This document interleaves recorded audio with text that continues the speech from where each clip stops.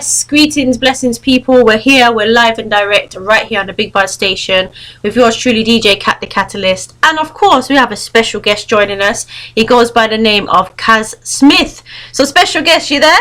Yeah, man, we're there. You good? I'm good. I feel like we haven't spoke for a good minute, and you need to tell the people what I've missed. What have I missed? Well, the last time we spoke, I think I was just promoting the journeys from the last album. So since then, we have done a lot of stuff. Just came back from Denmark. I'm actually in Mexico right now. So we released a song called in Kass Incendio. That was a big one. Then we did Cosita Linda in promotion in Mexico and Panama. And we did a lot of stuff in Medellin, Bogota, San Andres, Cali.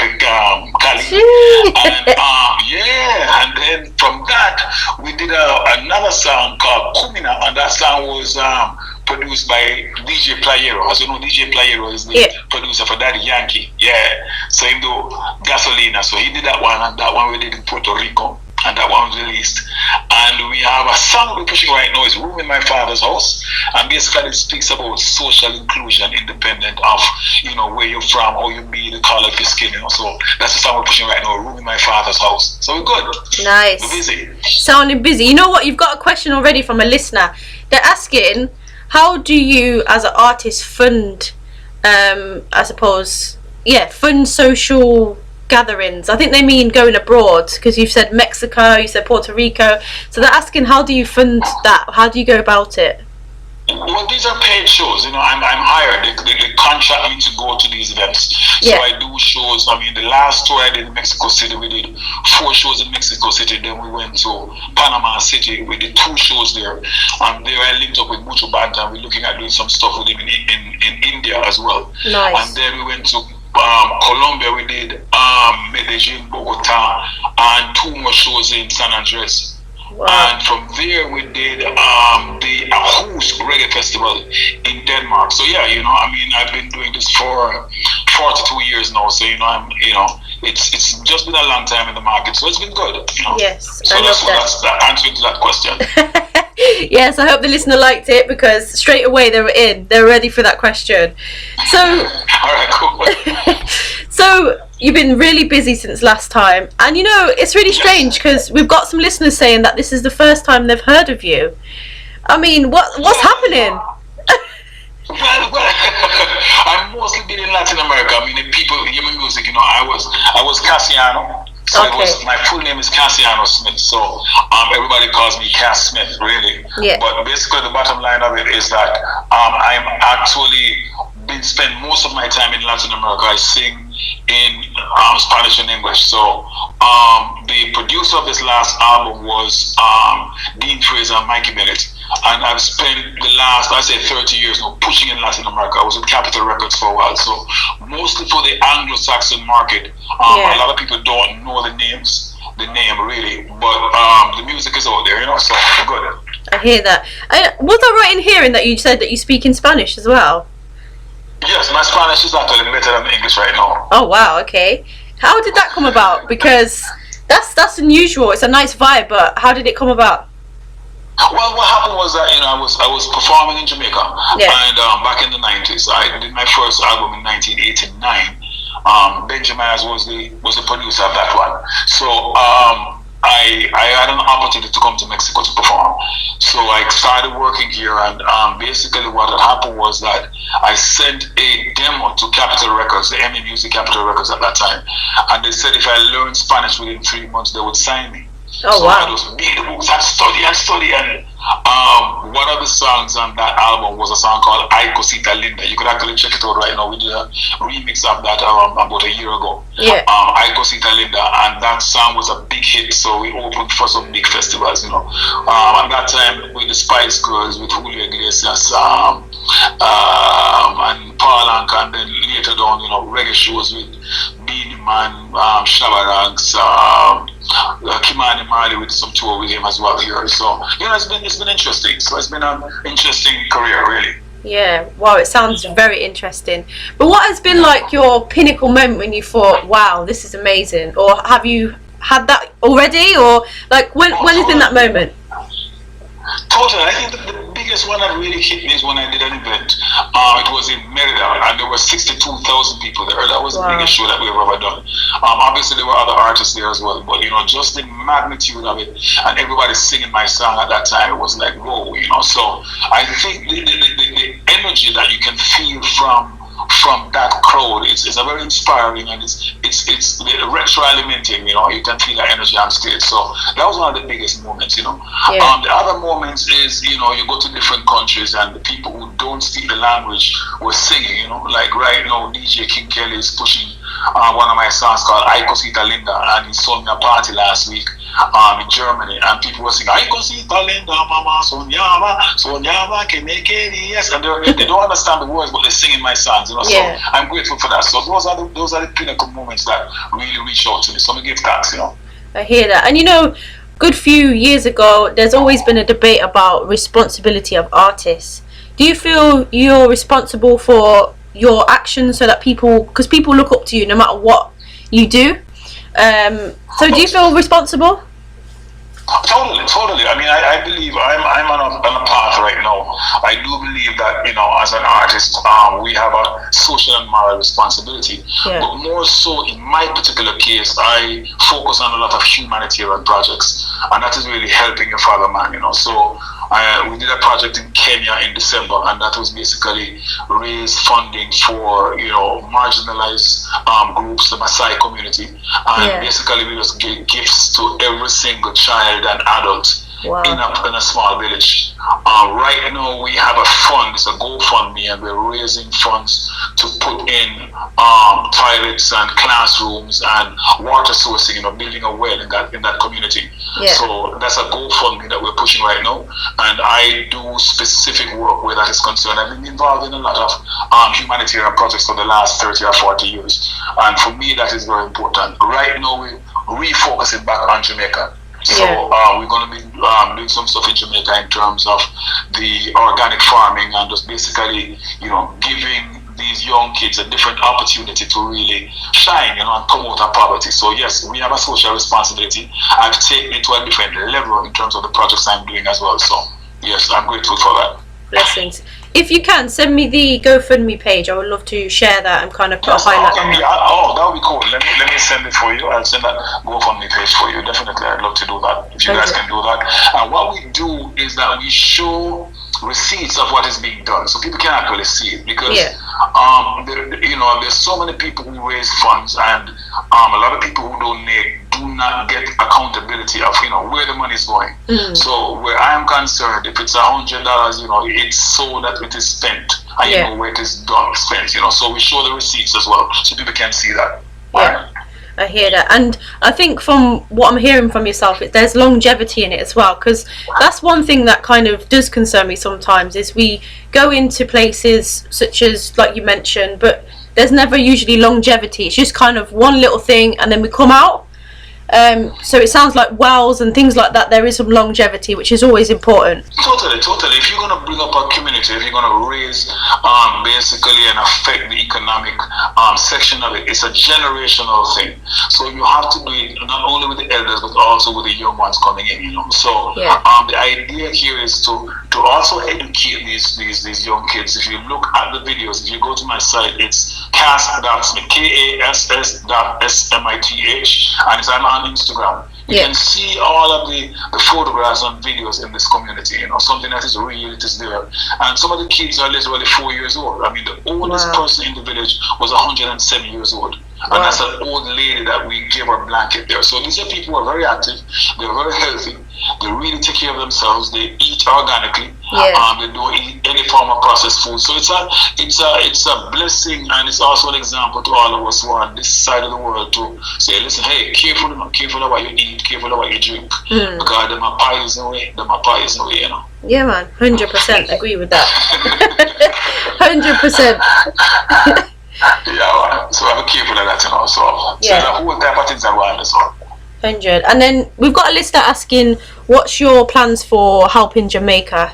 You mentioned that earlier, so I think they're just wanting to know what's your plans for that. Okay, all right. So basically, there are several. Let me give you an outline for that, because I believe that the person who's probably asking is probably a Jamaican who is in Jamaica or a Jamaican outside of Jamaica someplace. Yeah. I do believe that there's a very critical situation happening in Jamaica right now. The Jamaican dollar is $156 Jamaican to $1 US. And what that means is that our buying power has been degraded over the past 10, I would say probably about the past 3 or 4 decades. However, the actual incomes have not made equal type of adjustment. So we have people who literally are suffer, people coming out of university and they're unable to get a job. Yeah. Or if they do get a job, they cannot get enough money to pay for the rent. So my father was an architect. He has passed and gone and builder.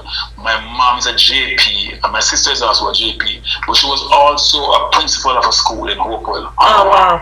And the reality of it is that most of our students right now who come out, they cannot get a job that can actually support them with just the basic needs. What are the basic needs? Food, clothing, and rent. Yeah. There's a big shortage of rent in Jamaica.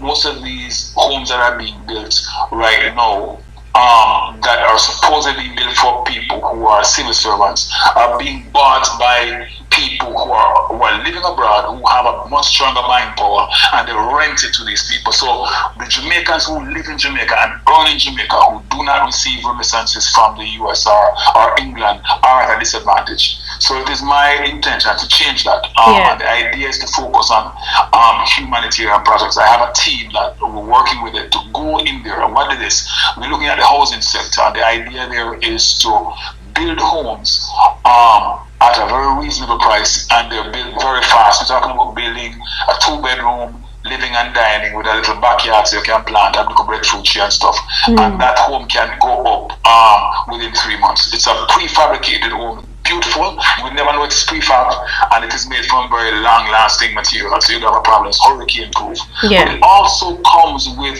biodigesters and solar systems. So when current Ghana, when hurricane come and lick up the light from JPS, you know, so you're solid, you still have your solar systems working. Yeah. This project, I have done it here in Mexico in one of the resorts that I'm building. Apart from being a singer, I develop holistic resorts as well. Oh, wow. So this is something I've been doing for the past 25 years. So I know the systems, Yeah. and I think we can do that. That's one of the projects I'm going to be doing in Jamaica. The other one is the farming. I think we're at a disadvantage. Back in October, somebody sent me a photograph of a cabbage. The cabbage was 2,476 Jamaican dollar, and I could not believe it. And it's just crazy. Now, it means that the whole, it came after the hurricane, I do understand that, but because the hotels are such a strong demand on the agricultural infrastructure in Jamaica, what is left over for the actual Jamaicans is not enough. So the prices go up. Yeah. So we have to change that. We have a lot of land. We have the ideal circumstances to produce, which is what? We have enough sunlight, we have enough rain, we have enough water, we have good soil. Most of these plantations were banana plantations or sugarcane plantations. Very good organic soil to plant. So what we have to do is organize these groups to be able to do that. So I've reached out to a association that has been doing that in Jamaica for quite some time, and I'm actually in negotiations with them right now in terms of helping out with funding and actually, balancing this out to actually go into these communities and say, listen, we have a big demand. This hotel named Secrets required this amount, 100 tons of whatever this took over the year. We need somebody or require or we choose people to produce this. And we just put the groups together and teach them automation, teach them entrepreneurship, because unfortunately, we don't know. Everybody want to come teach and lie and that and stuff and say, they don't know entrepreneurship. Yeah. So the idea is to teach them that, so we are actually getting good teachers to come in. Part of the team that works with me are Mexicans who are bilingual, but they have a lot of experience in terms of commercial organic farming as well. Wow. Basically entrepreneurship and how to go into these communities and teach these kids. So that is part of the program I will be doing in Jamaica. Wow. Yeah, keep me on top of that. I would love to get involved and kind of help and support, as much as I can. Thanks. 100%. Really appreciate it. Thanks for that. Anytime. One thing I want to ask you is, and maybe you can say, Kat, that's not right, or whatever it may be, but there's so much talent, so many great artists from Jamaica that seem to kind of migrate to America. Maybe I'm wrong, but it doesn't always seem like they give back to Jamaica. And I suppose I'm asking you because, say if every artist who was, I don't know, we class as a big artist, gave something back, do you think that would help Jamaica? Or is that not the right way? It would. Well, let's put it this way. And I think it is more not necessarily giving something back in terms of financial aid, Yeah. but even focusing on the consciousness in terms of the lyrics, in content of the songs. We can change a whole nation. You know, if you look at the stuff that is making the hits in Jamaica right now, some of the songs, you're like, whoa, you know. Yeah. Obviously, everybody has their own way of making that they're expressing themselves doing music. You know, I would not go in there to criticize anybody, but yes, I think it has to change. I think it's changing. As a matter of fact, Chuck Fender reached out to me 2 weeks ago in terms of the possibility of doing a collaboration. But the collaboration is basically consciousness. You know, what do we do to change this? How can we go to the grassroots people in the ghetto? How can I go to the grassroots children who live up in a Bethel town or live way over in a place over there and say they require this amount of help? And we as artists can make those changes, you know. So I think there is a requirement for separate from conscious music that actually transform into economic and social improvement. So I do believe, yes, that's a reality that we can work on. 100%, because I see Jamaica as the founders and the mecca of, in particular, reggae music. You know, and I just feel like we have given so much to the world. There should be some sort of, I don't know what you call it, but maybe some hub or something in Jamaica that can help artists and generate some funds and so forth. I know people have spoke about it before, but do you think that would help, or is there a different way to go about that? No, I think it would help. I think there is independent of that. I think it requires getting the private sector on board and the government on board. You know, I remember Shaggy doing his concert some years ago, and when they brought in a lot of equipment and stuff, it stayed at the wharf, and they didn't want to clear it, and they want to charge all these excise duties and that type of stuff. I mean, no, we have to come together as a community, come together as a society, and say, listen, this is for benefit. This is to help out the hospital. This is to help out people. Let's see if we can waive these taxes. We can waive these tariffs. And here in Mexico, as I said, I've been living here for over 30 odd years. Wow. When stuff like that come in and we can actually prove that it goes to a humanitarian source or a society, you know, all of this is waived so they can bring it in faster for help, you know. So I think it is changing. I think it is very concerning that it has taken so long to change. And you know, I'm pretty open to actually speak with the people who are involved to be able to make these changes. You know, so yes, I think it's moving. Okay, that sounds positive. So what's it like in Mexico? Because I hear Mexico is a very spiritual place. So what's it like for our music? Well, you asked me about Kat-a-lyst. You're asking about 3 questions right now. So let's. You want to break it down? Which one you want me to answer first? Let's take it from the top. Let's take it from what's Mexico like first. Let's go from there. Think about Jamaica. At least where I live. I live in Puerto Vallarta. I live on the Pacific coast. So nice. It's like you're Jamaica, nice and green and lush, and everything grows here. I have a farm. I plant my own food.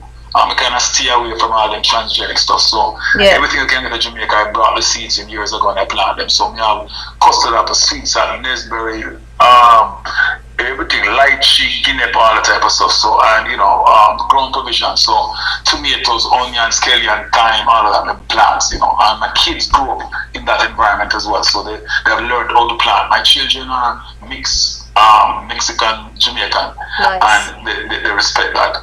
Mexico is very varied. A lot of people don't realize that Mexico is very big. So in the north of Mexico is like a desert. You're thinking about Sonora, Hermosillo, Puerto Peñasco, the whole area, and it is hot in the day and very cold at night. You go to Hermosillo, it actually snows in Hermosillo, in Chihuahua. Sorry, it snows in Chihuahua. So they have snow in there right now. Wow. You go to the South America, Cancun, Merida, you're actually going on the southern border to Guatemala. So the whole area is tropical forest. So you have lion, tiger, monkeys and stuff. When they cross the road, there are actually signs on the road of, families of monkeys crossing. So you have to be very careful. So Mexico is very diverse. Yeah. Mexico is very diverse and it's huge. So where that is concerned, that's the first one. Spiritually. Yeah. Mexico is a very spiritual place. As you know, we have pyramids here. We have the Mayan and Aztec culture. They're very, very focused on these communities on connecting to the higher self, connecting to the energy of God within them. These are civilizations that were and did exist long before Christianity came on board. Yeah. Long before they started telling us lies, long before they tried to contaminate us and take away the power that we had. They had a very serious and very strong contact with the African culture. There's a very strong respect to the original traditions. What is the original traditions? 13-month calendar, not the 12-month, because everybody knows that the 12-month calendar is a lie. Yeah. Do you know that? Yep, I did. Okay. Yeah, it's a big lie. It's a big lie. So let me just explain it to our listeners, because they must say, what kind of weed a man they smokes? Foolishness. So let me explain it to you. The natural calendar is actually 13 months, and 13 months is based on a 28-day cycle. The actual vibration of the earth is actually the 28-day cycle. So the moon actually shifts on 13 degrees. And each month, if you look at a woman's period, is actually 28 days. So the natural vibration of the earth is a 28-day cycle. If you were to multiply 13 by 28, you get 364 days of the year. Yeah. And that one extra day is the 1st of April, which everybody call All Foods Day, which is the start of the new year, which is actually the 365 days. Now, when I put it to 12, no, Julius Caesar put it to 12 months. Some months have 31, some have 30, and then every 4 years, February kind of jump off and drop off some days, and it don't make sense. It's not logical. But we accept that, So the extra month there is called Sol. So it is January, it actually starts in April. So it's April, May, June, July, August, September, October, November, December, January, February, March, April, May, June, Sol, July. So that extra month, which is said SOL is called. You guys can look it up. Yeah. It's the 13th month. So it makes a lot of sense when you start to analyze, when I talk about Jesus and the wise men and when did the year start and stuff. And it's just, I do a lot of teaching, motivational courses and holistic teachings. And I teach a lot. I've teaching for the past 30 years about how they've taken away our power as blacks. Yeah. And here in Mexico, they are very, very connected to the earth. The actual Indians, the Mayans, these guys built the pyramids. The Aztecs, they are very, very connected to the land, and they know when they're going to have earthquake, they know when the rain going to fall, they know all of that. And there is a big movement of inviting people to reconnect to this essence of who they are through connecting to the God within them. Yeah. Alright? Yeah. I hear that. The listeners are saying that they feel educated by you right now. I'm grateful. Thanks. Anytime. There's a lot more that is coming from.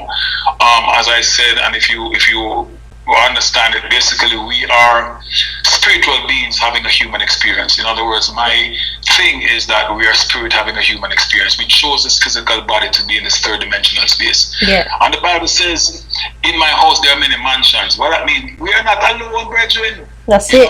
We're not alone. Yeah, we have different UFOs. I personally have seen UFOs because, as you know, I'm a pilot as well, and I fly a lot. Yeah. And I've actually been flying, and I have seen them. And I've had other. I'm up at 20,000 feet, and there are other pilots in the area who we seeing them physically, and we speak to control, and there's nothing on the radar, and we're looking at them physically right now. So it is true.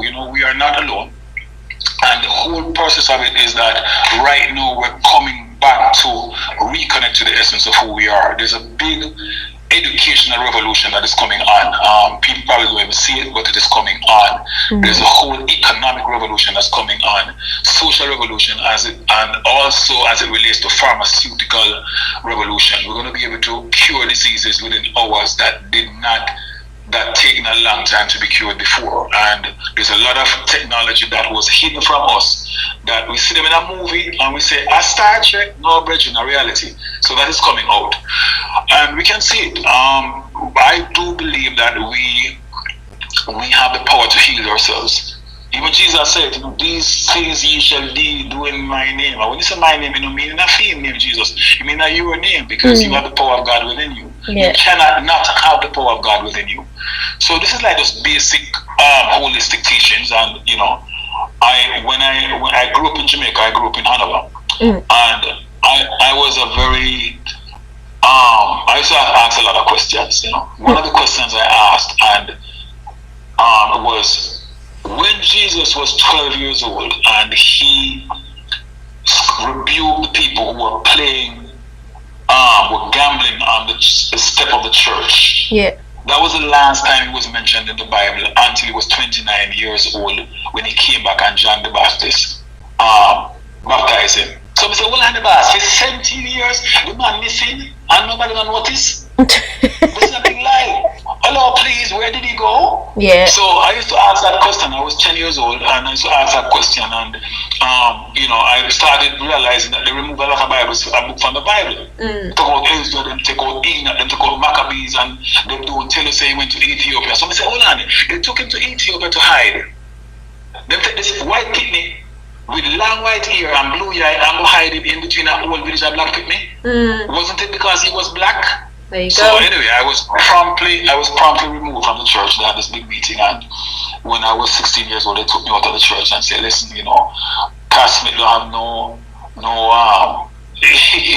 we cannot save him. And that was one of the best things that ever happened to me, because my quest for the truth just keep increasing. So I went and I started studying, Yeah. And I started removing and receiving information, and I was born with the gift of sight. In other words, I could see. People say you can't see, Duppy? Yeah.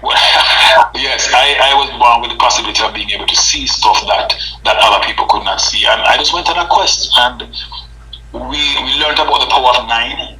And you probably know what the power of 9 is, but let me explain it to people. Okay. If we're in an educational process right now, is that 9 is the power that when you multiply it on any other number, it comes back to 9. Yeah. So 9 times 1 is 9, 9 times 2 is 18, 8 times 1 is 9, 9 times 3, 27, 7 and 2, 9. 9 5s 5 45, 5 and 4 5. So it comes back to 9. And the pyramids were built on the same energy premise of the sizes of the 9s. And I teach a course on that and teach people how to deal with that. So yes, there's a lot out there to understand and learn, and we will reach there. So that's your second question. What was the third question? It was about reggae music out there in Mexico. Okay. So reggae music in Mexico is very interesting. What in Mexico right now? The new dancehall artists are not very well known in Mexico. So traditional reggae, Bob Marley, Dennis Brown, Gregory Isaacs, Buju coming back on track right now. We're actually doing some work with Buju. When I say we, the company that manages me is called Nati Congo Records, and basically we're opening up Mexico and Panama right now for Buju. And we just had a meeting with the Jamaican ambassador in India. We're looking at opening up stuff in India as well. So my purpose here is actually to open up the markets here for Jamaica in Latin America, and that being able to dominate the language was my first quest. How do you bring righteousness? How do you bring truth? How do you bring emancipational energy to a country if you do not speak the language or understand the culture? Yeah. So that was the first thing that was part of my plan. So reggae music, it is small, but it is consistent, and people are very faithful. You get somebody who stick onto you, and they'll stick onto you for life. Reggaeton, which is the same dancer, but then teeth is actually much bigger. So you could have like a reggaeton festival, and there are 25,000-30,000 people in there. Okay. While a reggae festival, you might have probably about 5,000 to 6,000 people. So the sponsorship for a reggaeton festival is actually much bigger. So what I did, I decided to do a little reggaeton song, and that's one of the songs that are hitting right now. It's called Kumina, Kumina. You can check it out on Spotify. And that one we just released it a few months ago and it's doing very well. But it's also a strategy to be able to open up these markets and just bring the roots of reggae back to the Latin market. And they're very faithful. They will stick with you and they will bring on the cousin and bring on the family because Mexican families stick together. Yeah. So they will listen to the same music and they'll buy you music and they'll support you and you know that type of stuff. So yes, that's what the music is like in Mexico. Wow, it sounds like I need to go out there and DJ. Yeah man, come in man, no for it there for you. Yeah man, I love that. And then you spoke earlier about Room in My Father's House. Tell us about that song. Alright, so basically, when I came here, my daughter was born. Obviously, she's mixed because her mother is Mexican. So she's not very black. I mean, she looked like mixed, obviously, and pretty. But when she was born, she went through a whole process of racism. Yeah. Ostracizing, and this is her going to private school, and it was a tough one. One of the things that happened was that when she was about 3.5, she in kindergarten, she come home one day and said to me that she wanted a Bible and she wanted a photograph of her grandparents and a picture of the Virgin Mary to take to school. I'm saying, well, that's not so normal. So I went to school to investigate and I did find out that every recess they would put these children in a line. This little girl, the girl was now probably 8 years old, put these little kids in a line and put on lipstick on the mouth. And when she wished my daughter, she wouldn't do it. She would say that my daughter was black and she looked like Dodo and she wouldn't do it. So my daughter would go to the back of the line and do the same thing. So that went on for a very long time. And then I realized that she was being bullied in school. They would wet her up in the bathroom and stuff like that. So obviously her mother freak out and get vexed and say, no, we have to go and sue the school. I'm saying, no, Bridget, no, nobody will sue anything because this comes out of ignorance. This comes out of total ignorance. So we have to educate them. So what I did now, I did her birthday party at the school and I brought my full band to the school and we did a big concert. And every year, it was on the 1st of April, we used to do All Fools Day, they call it the Children's Day as well. We used to do a concert at school. And no matter where in the world I had a tour, I would make sure that the 1st of April I was actually in Mexico to do that. So she grew up that particular way. I went through a lot of racism as well too, comments and stuff. It was very, very drastic and just crazy stuff, people comparing you to baboons or apes or gorillas and stuff like that. So the only way to be able to stand and move out with that is just really, write a song. And the song was actually, the producer is Mikey Bennett. And basically I said, there's room in my Father's house for everyone. No matter where you come from, what level of education you have, or how many languages you speak, or if you're broke, or you're rich, or you're poor, or whatever, So that's the power of the song. It's a song that I believe will last a lifetime because it is a cultural template and example of the reality of what is happening all over the world. Because racism is not only a color of racism, it actually goes to a social status of what you have and the fancy car and the fancy this and So that's the song we're pushing right now. It's doing very well. They might push it hard in Denmark, pushing it hard in Germany and in some parts of the US as well too. So that's it. Wow, what do I say to that? I mean, firstly, I can relate in regards to racism because I'm mixed as well, so I felt the pain, I felt the pain that your daughter was going through in yourself. But thankfully we can each day we can hopefully get through ignorance, Yes. That's what I'm hoping for. That's what I'm hoping for. Yes. So you just have to just be consistent, and it was a deliberate. So you have to understand that the racism was a very deliberate act. It was not something that was coincidental. It was actually sat down and engineered and planned. Yeah. Because if you look at the melanin content in our space, we're talking about black people right now. There's a lot of. Let's put it this way. Look at the singers. Yeah. Look at the fastest man in the world. Look at baseball. Look at basketball. What do you see? A pure black skin you look at. Yeah. So there must be a way. There must be a way of actually reducing that, and it was a planned way of actually doing that. So how do we fight back? We fight back out of education. We fight about being peaceful. We fight back through our music, through our acts, through our powerness. We fight back by being abundant in every sense of the way. That's how we fight back. That's it. 100%. And I do feel every time that I play a conscious reggae song, I always feel like that's a part of fighting back and educating the people. Totally. So, I mean, I feel like we've got so much into the interview, but what's next? What have you got coming up next? What's next?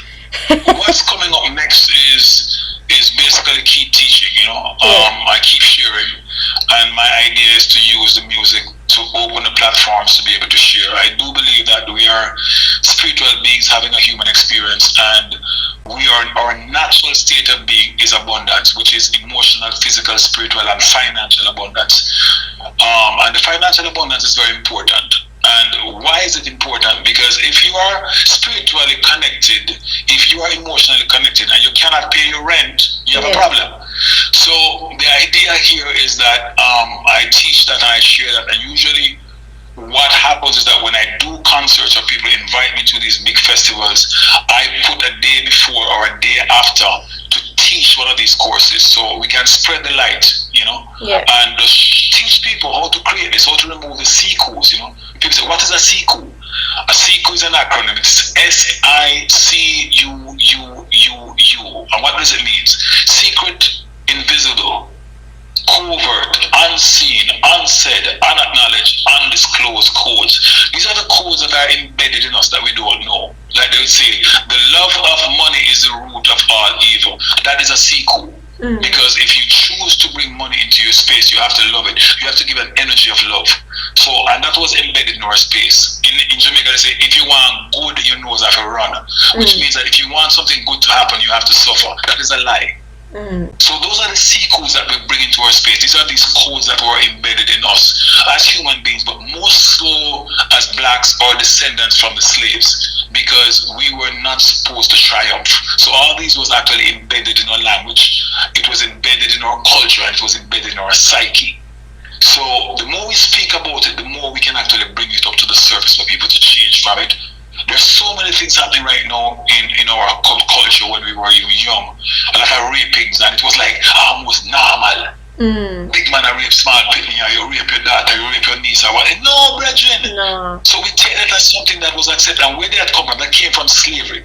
That came from the stud that was actually hired to go around and impregnate these little girls when they have their second period. Other people don't know that, but one of the, you know how sickle cells are formed? Not. It's a question. No, I don't know how they're formed necessarily. All right.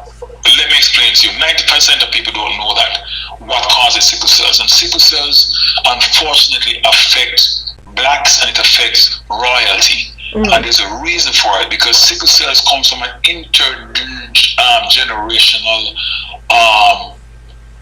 contact, sexual contact. So what happened in slavery was that you had this big, strong black slave, and his job was to impregnate these young girls. So they would rent him out. His job was to just go around and just have sex with these young girls. And what they would do is that once the girl had her second period, she was able to be impregnated. So the guy would go around and he would leave from, say for instance, he would leave from Sentence Bay and he would go to Trial, which is a plantation down there, and he would stay there for a week, and his job was to have sex with these girls who were at the age of getting pregnant. All right. So the baby's born, a little girl is born.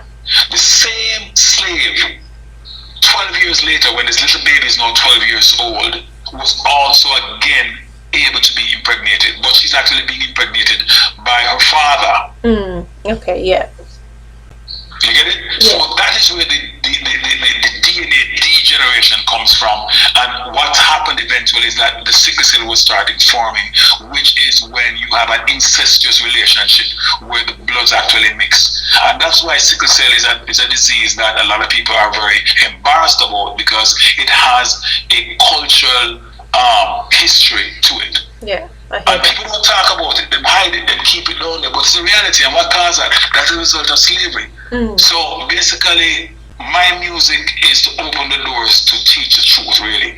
So we just take advantage of it and just do these conferences as, you know, as a part of the process. I hear that. Wow, very powerful. There's actually a sickle cell listener, and they said thank you for speaking the truth. So we're bringing tears to my eyes, you know. Yeah, man. And you're welcome. You're welcome, people. Do not speak about this. It's and the healing of it, you know. By the way, the healing of it is not only to deal with it physically; it's to deal with the emotional stuff. Because what we do have is that we have a generational conscious connection to the original sin of the sickle cell. So it is a grandfather, great grandfather, great mother, grandfather. So that energy is still on you. Yeah. And there are ways of actually releasing it. There's ways of actually removing it, you know. So as I said, there's a lot of technology out there. There's a lot of quantum healing devices that are going to be coming on board. One of them is called the med beds. People are going to say that it is a lie, it's a conspiracy theory, but don't soon see it. This has been suppressed for many years, but it's actually out there, and it's going to go out there very strongly. And people are going to be able to heal degenerative diseases within hours. We're talking about sickle cell, AIDS, cancer, diabetes, all of that. That is coming on board. It's coming on board very fast. Yeah, I hear that. So, Kass, how do we find your music? It's very important. How can we find you? Okay, it's all over. It's on Spotify, it's on YouTube, it's on Amazon Music. Just put in Kass. My last name is Smith, Smith. My full name is Roger Cassiano Smith. So a lot of people heard about me as Cassiano back in the 90s. And we just, you know, abbreviated. Same person, Cass Smith. And it's out there, you know. I'm doing some new collaborations right now. The new album, as I said, the album that we did was actually produced by Dean Fraser and Mikey Bennett. We also have DJ Playero with this new stuff. We're going to be releasing another song on the 14th of February. It's called Ubaye, which is produced by San, and San, you know, is a Colombian producer. He has worked with Karol G and other artists. Very talented producer. One of the most talented producers I've ever met. Yeah. You know, and Natty Congo Records will be pushing this all over. We're looking at, you know, doing some stuff in Jamaica for Reggae Month.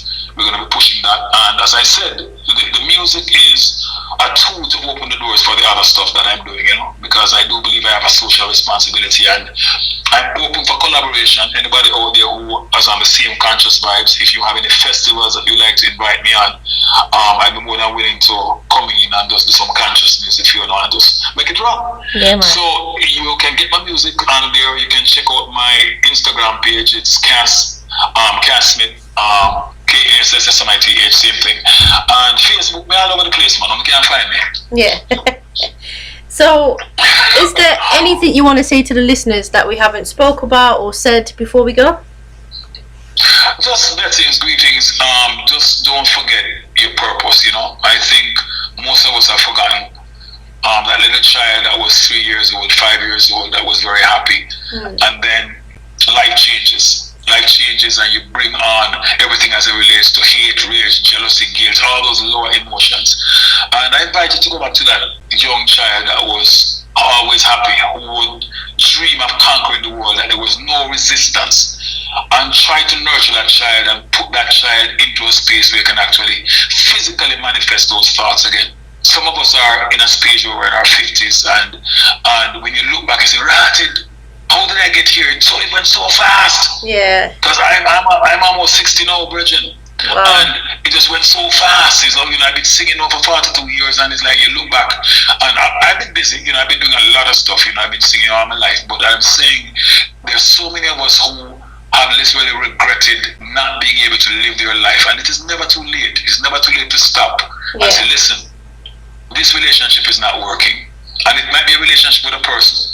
It might be a relationship with a job. It might be a relationship with a family member where you say, "Yo, you have a sister, but we can't can you come out of my life, Bridget." Because not all family members are the best for you. Them envious, them wicked, them bad mind. And sometimes you have to make very radical decisions to move them. So I invite you to just look to the power of who you are, bring up the God energy in you, and just live your life to the max and just be happy. So that is my message to you today. Bless. I hear that. Love that. You know what, King? It's been an honor, and it's been an educational interview. I feel like we need to keep. We know what? I feel like we need to do monthly sessions. Yeah, man, I'm willing to do that. You know, let's do it. Let's do it. I think this is what it does. You know, Catalyst. This is what it is. I'm always open to share. You know, I mean, I have a different perspective. I know and I understand that my perspective is very radical, and I have a lot of students, and they know you have to teach you look to Hensel from Denmark, Jamaica, you look Carlene, everybody, just people just love me, I just love them, I just send it to them too. And these are the people who have motivated me to move forward. But what I'm saying is that my purpose here is to use my music to help share and uplift humanity. So if you choose to bring me in every month, there's much more. There's so much more out there where people, they haven't told us, they have lied to us, and I'm willing to help people to shift that. Yeah, let's do that. Peace. Yeah, man. Let's do it. Let's do it. I'm ready for that anytime. Nice. And you know what? As we're speaking, the listeners are doing thumbs up and fire and so on. So I think it's a hit. Fire. I think it's a hit. Yeah, man.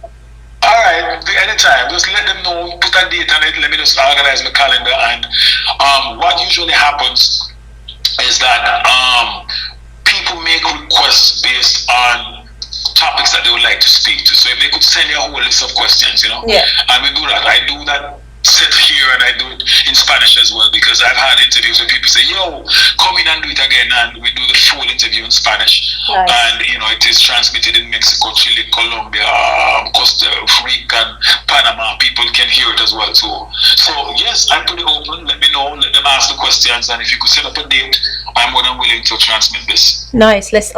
I will definitely do that. I will set up some dates and then I'll send them over to you. Alright. Yeah, man. I love that. I would love to visit England. I was there 4 months ago when I just passed through. I missed my flight and they had to put me through London. Oh gosh. But I'd love to do some shows in England. So if anybody up there who have a connection to a promoter, don't worry about the money. We can deal with that. I'm gonna do this thing for money. We do this thing for consciousness. So let's work on that and just come in and just deal with it. Alright. So I'm open. Alright. Love that, King. Thank you for your time and energy. It's been so much love. Alright, bless up. One love. Bless up. Next time. Bless. Alright, cool. Yeah, man. Yes, people, that is the great sounds of Kass Smith. You know, people, I feel like we were educated throughout that whole interview. Please do go and support him. Go and show him some love. Show him some energy, okay? And of course, like you heard there, each and every month we're going to be doing an interview. So if you have any questions or a particular topic you want to chat to him about or ask me to ask him, please do drop it in the comments in the YouTube channel, and I'll also be doing a flyer ready for this so that we can constantly do that. Yeah, more love. Until next time, bless up.